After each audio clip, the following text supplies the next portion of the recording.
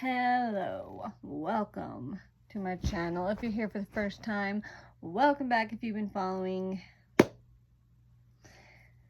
This time, we did something a little different. I guess I've done this before, but because October is thriller month, I did a week of Stephen King, just a week of reading Stephen King books. I've reached out to my brother. Most of you know him, Ian Goobly.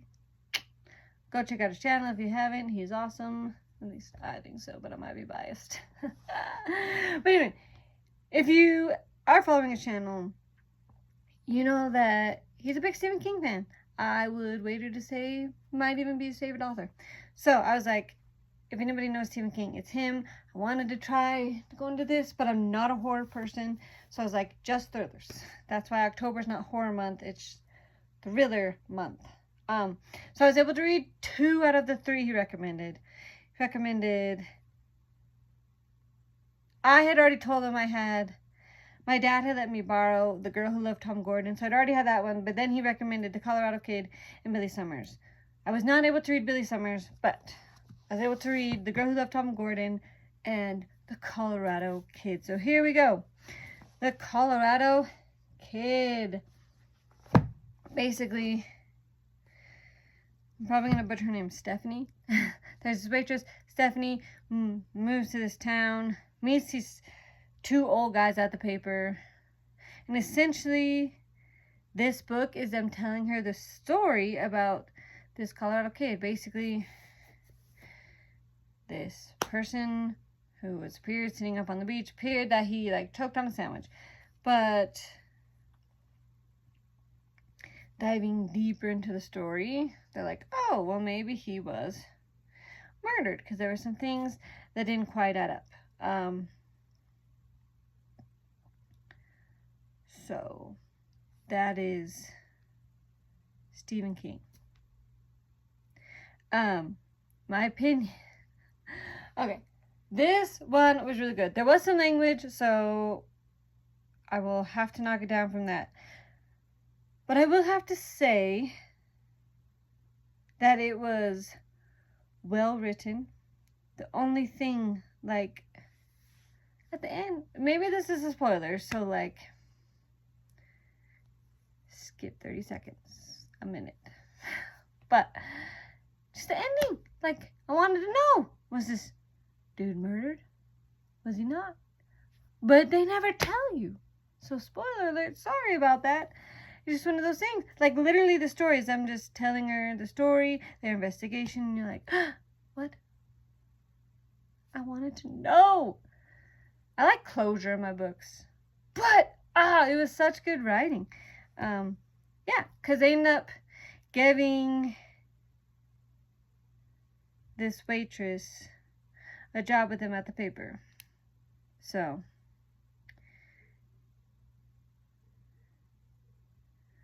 great writing. If you're okay with some language, then you will be okay with this one. I'm trying to think of what else I can say about The Colorado Kid.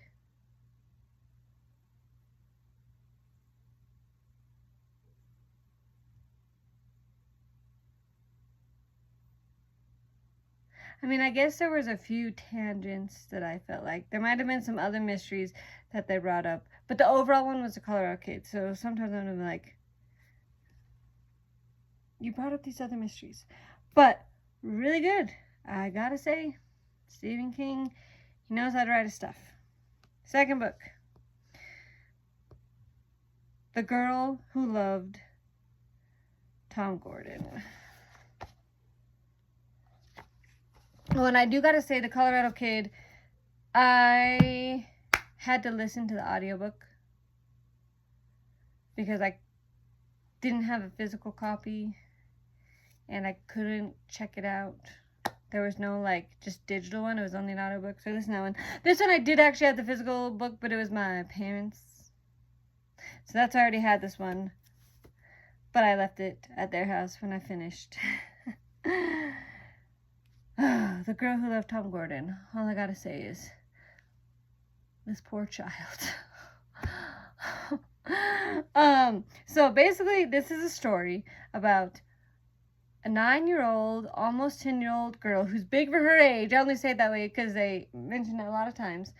Goes on a hike. I want to say, yeah, like New England.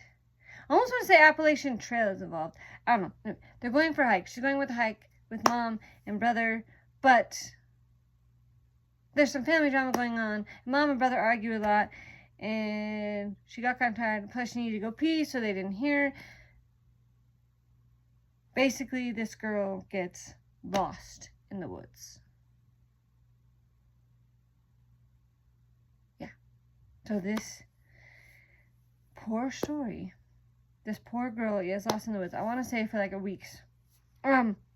But what I really enjoyed is I had no idea who Tom Gordon was, what this was about. But I'm a baseball fan, so I actually love this book. Tom Gordon is a baseball player for the Red Sox, or he was, anyway, at this time. So it's kind of written, the chapters are baseball games. So you have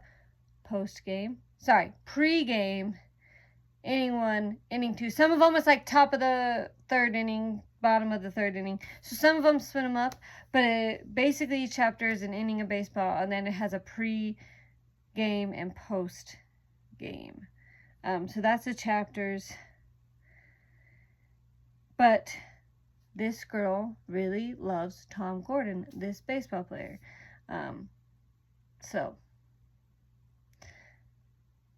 he's kind of with her throughout the adventures. And this poor child goes through so many things in this forest. Like at one point, I was down at my parents while I was finishing this, and I'm like, for real, like, is this what would happen in the forest? Because it was just like one thing after another. I'm like, I get the forest is dangerous, but would it really be this, like, drama? They're like, yeah, it's the forest. And then when she was in there for a week, I'm just like, how is this girl not found, like, a road or something yet? It's been a week. Is there really that much forest in the New England area? They're like, yes, the whole East Coast. Which, from Georgia. So I know there's a lot of trees. But in my mind, I still didn't think there was that many that you couldn't find a road at least before a week.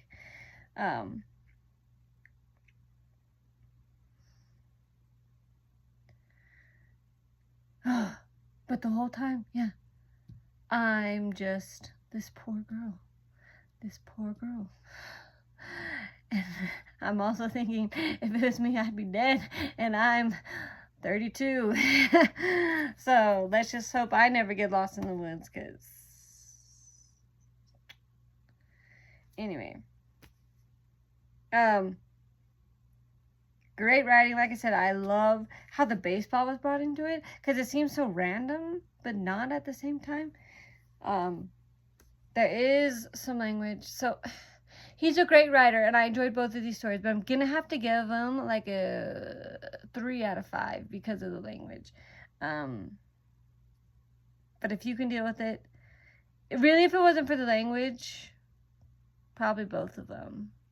Either 4.5 or 5 out of 5. I think if it wasn't for the language, Colorado Kid, 4.5 out of 5, and this one, 4.75 out of 5. But the language is knocking them down. I want to say the language is overbearing, but yeah, it's there. So, trying to think if there's anything else I want to say. I think that is The Colorado Kid and Stephen King. Good writing. I will say about his endings, though, they're not always satisfying. I think both of these you like.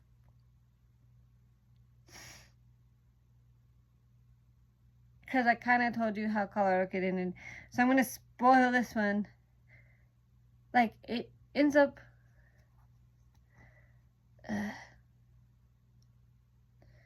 like, with her in the hospital, but you don't, that's where it ends. Like, you don't know if she's gonna end up being okay.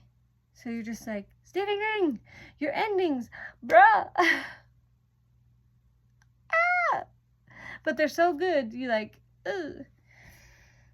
I'm just very much a closure person. And I guess the closure would be that she got to the hospital. But you like, not even like a quick paragraph, like a year later, she's doing great. Because for all we know, there could have been complications in the hospital and she died. This poor child. In Colorado Kid, I was hoping, once like, well, maybe it was a murder. They'd actually, like, I thought in my mind it was going to be one of those stories where they end up catching the murderer for the police. Because, you know, I watch too many, like, private eye shows or things like that. So, I guess it's not that the endings don't have closure. It's just different than I thought they would both be. But, still good books.